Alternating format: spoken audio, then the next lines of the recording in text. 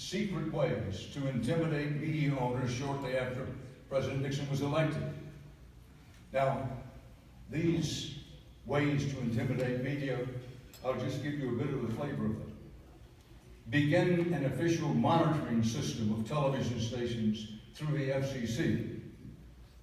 It was recommended to utilize the Antitrust Division of the Justice Department to investigate media companies relating to possible antitrust violations as a way of putting and keeping the pressure on them. Utilize the Internal Revenue Service as a method to pressure and intimidate various organizations, including, especially the press. And in the Magruder memo to President Nixon, said, begin to show favorites with the media.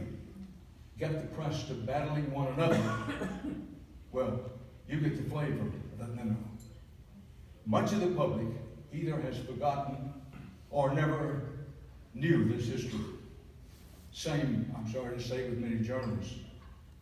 So I would gently suggest, respectfully suggest, reminders are in order. Reminders to review this history, being aware and keeping the public aware of it matters. It matters not because President Trump will necessarily move down the very paths that President Nixon did, but we need to remind ourselves and review this history to imprint on us all that once the president sets out to diminish the efforts of a free press, his power to do so is so great that resistance is both difficult and essential. The battles that lie ahead may take different forms, perhaps even more insidious than those of half a century ago, but there will be battles. And we journalists and the system of the free press will be tested in ways seldom have ever tried before. It has long been the creed of American journalism that what journalists do matters.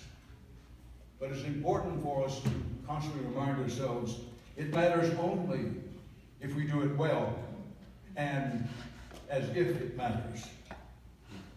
And then we also need to remind ourselves that our calling is not at base to be liked.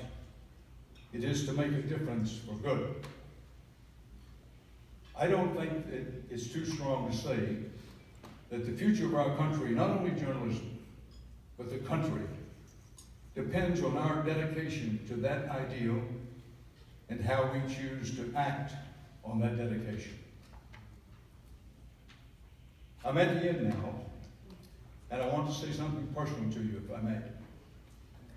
To every journalist and aspiring young journalist in the room, the country needs you now. It needs your work right now more than ever. The country needs you to find out and communicate what's going on, what's really going on, and tell it. And in that